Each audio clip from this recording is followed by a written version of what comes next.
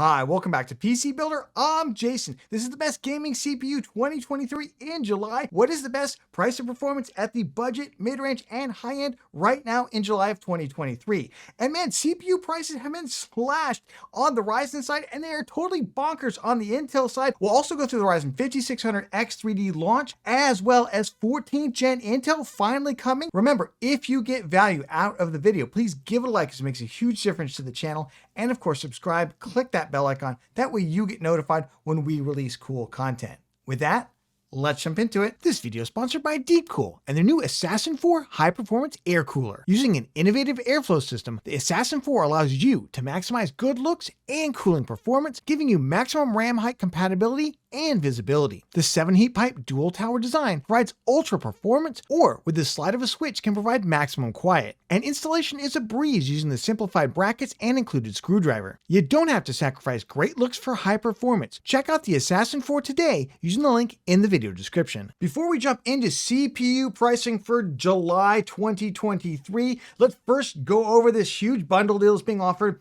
Now, Starfield, hugely popular game coming out in September, and AMD is going to offer a bundle with Starfield on their Ryzen 7000 series CPUs, as well as some of their Radeon GPUs like RX 6600 and higher, and then of course the newest Radeon 7900 and 7600 as well. Let's go through this really quickly for Ryzen CPUs. If you're getting in a 7600X or 7700 or even a 7800X3, you get the standard edition of the game, $66 value. You don't get the early access, but you get all the standard stuff. If you get a Ryzen 9 CPU, or that's pretty much it, Ryzen 7900X, 7900X 3D, 7950X, 7950X 3D, you will get the premium edition, which also comes with the early access. It's going to go through the end of September. Redeem it by October 28th, and you have to buy it from a participating retailer. Not all retailers are participating, like Newegg in the US is, Amazon is, as long as you buy it from the right seller, and you'll see it in the bundle. I just want to caution you on that. All the links we'll include down in the video description will be from those vendors that are actually going to offer it with the Starfield bundle. Let's jump into CPU prices for July 2023, and you can see we're going to start off with the Ryzen 7000 series CPUs because these are the ones that come with that Starfield bundle we were just talking about. And look at that, the Ryzen 7600 from May, the last time we did CPU prices. Yes, we did skip it in June, down to $199. And it was actually even a bigger price cut if you look at the June price, because that went up to about $230. Actually, it was bad news. But right now for $199, you can get a Ryzen 7600X, $199. Pretty insane value. We'll have to take a look at how this kind of shuffles things around in terms of best mid-range and high-end gaming CPUs, when at the end of the video, we'll go through the best CPUs for gaming 2023 in July, and we'll look at all the pricing. But geez, $199, that's really tough. And it comes with Starfield, which is, it's like a $66 value. Of course, the Ryzen 7700 and 7700X go in the wrong direction, $319 up from $297 in May. I don't quite understand that. This doesn't make a lot of sense to me, especially with the Ryzen 7600 going down to $199. I think they should all come down a little bit, right? 7800X 3D came down a little bit, $10, big whoop, to $439. Unfortunately, 7900X hopped up about $17. 7900X 3D down to $499 from $576. That's a huge 13% price cut. There have been folks who are saying, if you're going to get the X3D, get the 7800, because with the 2 CCDs, the scheduler, it doesn't quite always work. It's a little buggy on that. I think you can also see that with the 7950X 3D, prices coming down about 6%, down about $40 or so on that as well. Jumping over quickly to the Ryzen 5000, more budget-oriented CPUs. Now note, these do not come with Starfield bundles. They've also gone back up in price too. So ouch. We've got the Ryzen 5500. It's back up about $10. Kind of fluctuates in price. We just did go through Prime Day. Sometimes what happens after Prime Day and all those big sales is the prices will be spiked back up. I almost feel like they want to punish consumers for not buying during the sale. So that is possibly what we're seeing here. It was $89 just before the sale. Then of course we got the Ryzen 5600, $138. That's about what it was selling for before Prime Day, $138 right now. 5700X, I don't know what's going on with that CPU. That's just a big question mark to me. Why is it $205? Not worth that price. It was all the way down, actually even cheaper than $181 in previous months. But I think the big winner is the 5800X 3D, down to $299. $299 $299, especially for those of you out there who maybe not building a new rig, but you got an older Ryzen system. You're kind of, well, should I get a 5600 or a 5800X 3D? Kind of makes this a little bit more of a no-brainer over the 5600 in terms of just upgrading your CPU down to $299. Then of course we got the 5900X, 5950X just kind of floating out there, really not that relevant of CPUs any longer. Let's quickly jump over to Intel CPU prices. We'll just look at them all at the same time because we are expecting 14th gen Intel CPUs to launch relatively soon, and we'll go through that in the news section. When do we expect them, and should you be waiting for them? But let's start off. Right now, Intel CPU prices are totally insane. Totally insane. I feel like the Mad Hatter is running Intel CPU division right now because look at these crazy prices. Let's start off with the i3 12100. Still $89, 2 thumbs up. Great CPU. We'll see if it can beat up the 5500, even though the 5500 has gone up in price, given where the motherboard pricing has fallen in. But look at the i3 13100. What are you thinking, Intel? Back to $116 for that CPU. It's not worth $116. Look, $117 actually just went up as I was filming this. Again, $89 for the i3 12100F, good value, 2% faster. 13100F, $117 doesn't make any sense. Similarly, we've got the 12400 locking in that pretty good price, about $149. I wish it could come down a little bit more, especially given how some Intel motherboards, the pricing on them has gone up just a hair in the last month or so. But the 13400 has gone back from $164 to $207. $207 just doesn't make any sense for this CPU. Intel, what are you doing over there? We got more price increases though, unfortunately, in the 13500 and even the 13600K, up about $30. $30 for that CPU doesn't make any sense. Shouldn't you be trying to dump those CPUs right now ahead of 14th gen? 12600K is down to $196, and during Prime Day, this got all the way down to $175. $175 for the 12600K, and currently right now for the i7 12700K, down to $219. We'll take a look, we'll do all the math and everything, and we'll see if this will vault them up any higher in terms of gaming or productivity CPUs later in the video. And then rounding it out, pretty much ho-hum, 13700K, no real change, 13900K, just up slightly, 3%. 12900K, largely an irrelevant CPU the way the 5900X and 5950X are, getting down a couple of bucks. Before we jump into Intel 14th gen, when is it coming? Soon, and should you be waiting for it? Let's briefly cover the Ryzen 5600X 3D launch. Launched about a week or so ago, came out only to Micro Center, which is a physical retailer in the US. There's 25 locations in the US. And I know some people were upset that they can't get this outside the US or even in a lot of places in the US. In terms of retail pricing, currently available for $229. That's only $70 less than the 5800X 3D. But let's talk a little bit about what it is. It's basically a 5800X 3D that was not going to be able to pass qualification as a 5800X 3D, so they disable a couple cores. Other than that, all they could really do is throw it away. They disable a couple cores and they make it a 5600X 3D. They just didn't have enough to do anything else other than kind of a boutique launch like this. So they did this with Micro Center. And what's the performance level? Hey, it performs between an i5 13600K, which is using silly fast and silly expensive DDR5 RAM, and a Ryzen 7600X, and slightly below that 5800X 3D. Of course, it smokes the 5600. That V-Cache makes so much of a huge difference in gaming. In terms of whether or not it makes sense to build it with a new system with it, I don't see it. I just don't see it. Let's take a look. Here's a motherboard bundle. Now, if you can get the Micro Center, obviously, number one, you got to be able to get the Micro Center. $329, you can build a 5600X gaming system for a lot cheaper than that, and you basically can get more of a GPU doing that. If you do it this way, it's just below what it would cost you for a Ryzen 7600 system, and it's about the same performance, but you'll lose out on that future upgradability. Maybe you use the extra money in there to get a slightly better GPU right now. So maybe it can make some sense out there, and this is a pretty good bundle if you can get it.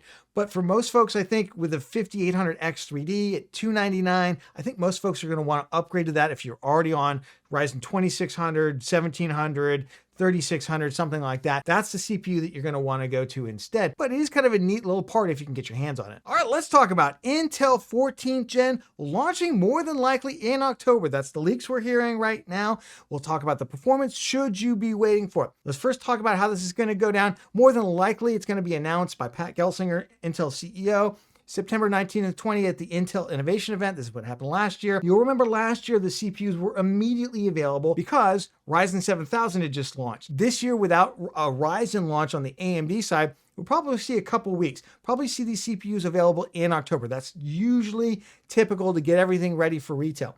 So that's when it's going to launch. What even is it though? It's basically a refresh of Raptor Lake, that 13th gen Intel. Slightly better power efficiency, possibly slightly higher IPC, possibly having the CPUs themselves clock up a little bit higher. It's not a major architecture revision, so don't expect miracles out of this thing. Don't expect huge uplifts, but there will be some uplift. Let's talk a little bit about the core counts on some of the CPUs. You can see all the way down to the i3-14100F. Now, the 12100F, 13100F, those are 4-core CPUs. They're going to bump those up to 6-core CPUs. Jason, are they adding more CPUs? No, they're just basically taking what they would have called an i5-12400 with 6 cores, and they're calling it an i3, basically. They're just changing the naming on us. That's all they're really doing. But the i3s are going to get 6 cores. Now, hopefully they sell around the same price, at $100 price point. That's where we really like to see them. The 14400, the i5, going to be 6 P cores and 8 E cores. Very similar to the 13400, where it has both P cores and E cores. But the problem with the 13400 is those E cores don't really help you in gaming very much. They just don't. As a result, that CPU's been very expensive. It's been in the $200 plus range, doesn't compete with Ryzen 7600, and doesn't compete with the 5600 or even the 12400 in terms of gaming. So hopefully we see these at much better price points. And the i5 14600K rumored to have 8 performance cores, 8 efficiency cores, very similar to what the 12700 was in terms of the P and E core on there.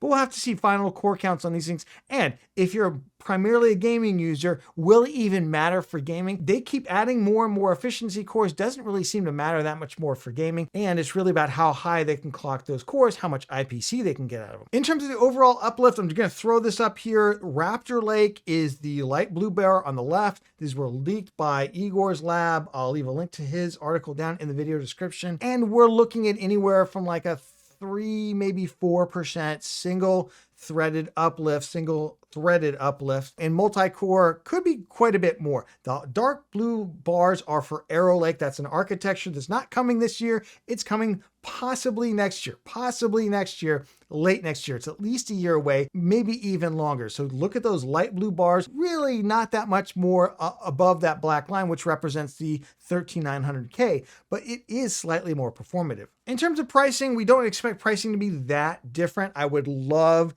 to see the mid-range CPUs and the budget CPUs come in a much lower price point, but we will have to wait and see. That's typically not been Intel's MO. We do know that they have been hurting recently though, so maybe they are going to adopt a more kind of aggressive market share strategy against AMD to get some more of that kind of lower and mid-range part of the CPU market. In terms of the higher end stuff, they do okay, but with the 7800X3D out right now, they're going to have some tough sledding. So I would hope that they're going to be much more aggressive on price. That's really what they need. Let's jump into the best CPU for gaming 2023 in July. If you're not familiar with how we do this, we basically take the CPU cost, we take the RAM cost, the board cost, and the cooler cost if it needs a cooler, and we come up with a total cost for gaming and production. Production uses 32 gigs of RAM, gaming uses 16 gigs or 32 gigs if there is no 16 gig kit. And we divide that out by a multi-core score for production and a gaming score. That's a compilation of all the various benchmarks I could find for these CPUs, primarily at 1440p. We come up with the best price to performance gaming and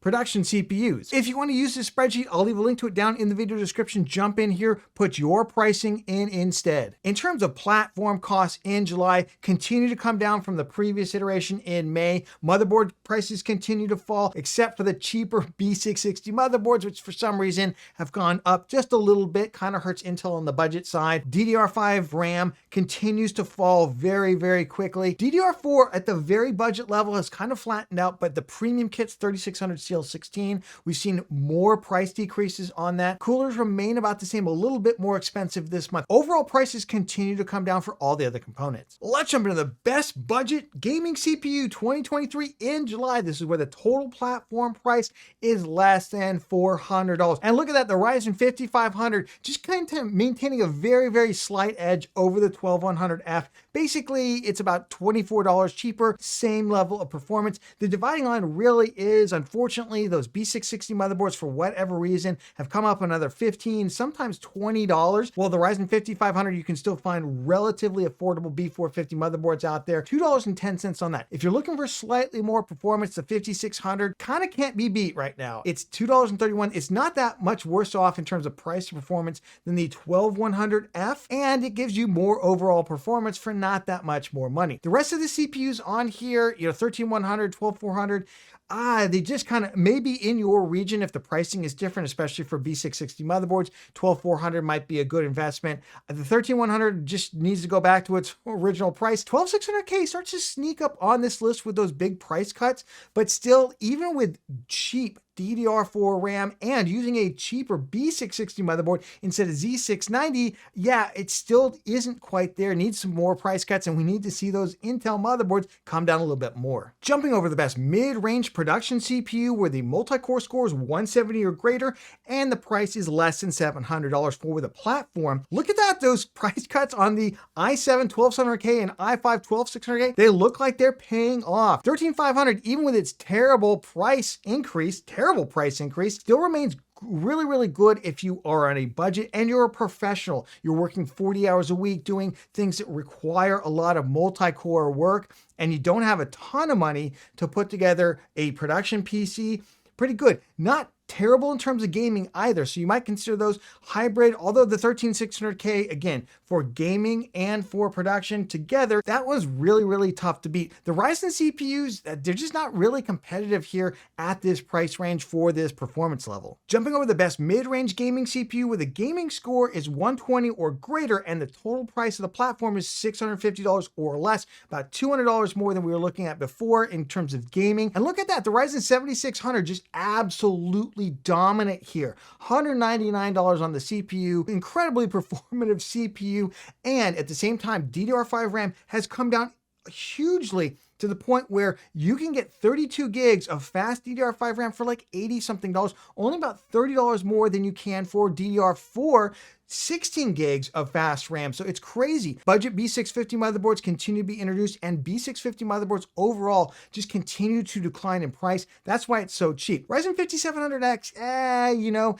it's not as performant as the 7600, yet it's a little bit cheaper. Maybe you can invest a little bit more in your GPU here, but then what's your upgrade path? I just think the 7600 makes a lot more sense. If you're looking at Intel, I don't really know where you're looking right now. The 13600K, very expensive basically in terms of either even DDR4 going the cheaper route there, $600. You really need a super fast GPU to even think about that. That's much more for a hybrid gaming system to me. You'll notice the 7700 is gone off this list because it's gotten too expensive. The total platform cost is now over $650, just slightly over. So AMD cut those prices back to where they were. Let's jump into performance production before we get to high performance gaming. I know you're waiting for that. This is easy, guys. 7950X just kind of crushes everything when you throw in the following.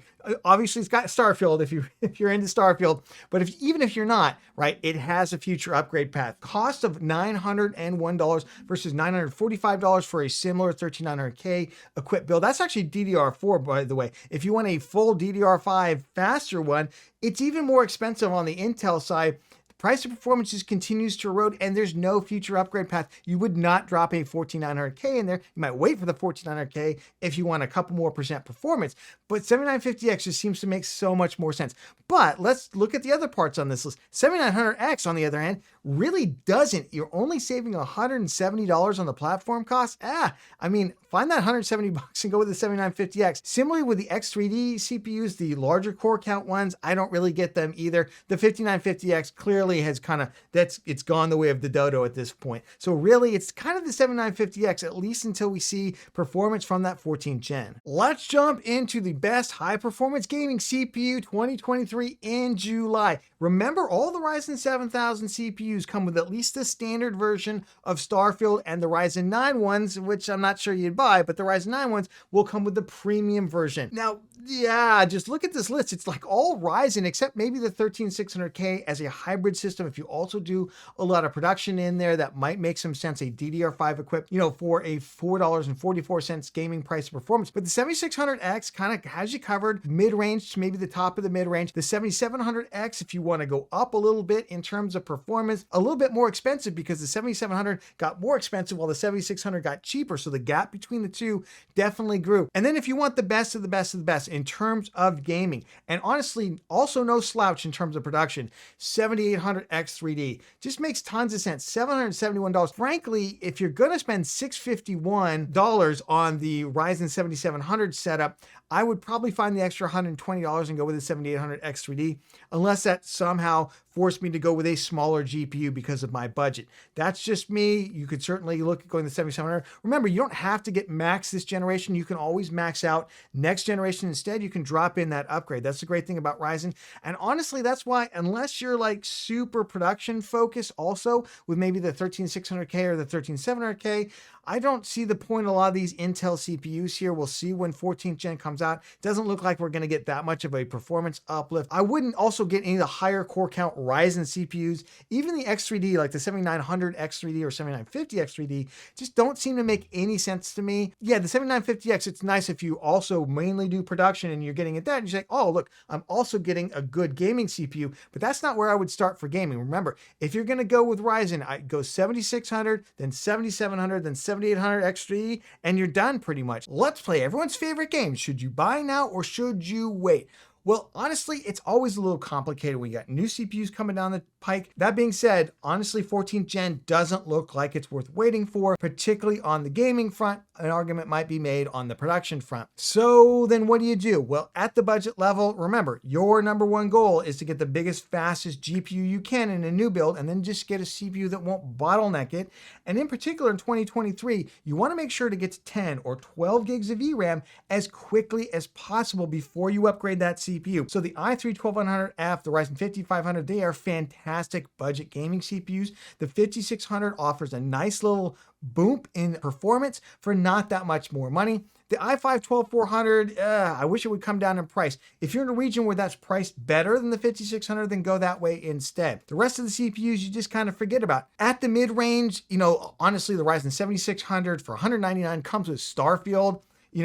What else do you really want? What else do you really want? The value on that thing is absolutely insane. I could possibly see 13600K, maybe a 14600K if we wait that long for it, but only if you get the right price for it and you do tons and tons and tons of production work where all those extra cores are actually going to benefit you. Otherwise, you're just wasting money that you could have spent on your graphics card, to be quite honest. At the higher end, at the upper mid-range and high end, the 7800X 3D just makes tons of sense. If you've got a super fast graphics card, you've got a 7900 XT or XTX, 4080 or 4090, then you start thinking about, okay, now let's upgrade that CPU. Now that my GPU is big enough, let's go and upgrade the CPU to make sure we're getting all the frames out of it. And right now, there's really no equal to the 7800X 3D. I don't see a 14700K coming in at the right price to really compete with the 7800X 3D. I could be proven wrong on that, of course. Remember, we have build guides for like the 5600, the i3-12100, the Ryzen 7600. We'll leave them all linked down in the video description. If you're not sure what motherboard, what RAM, and everything else to get,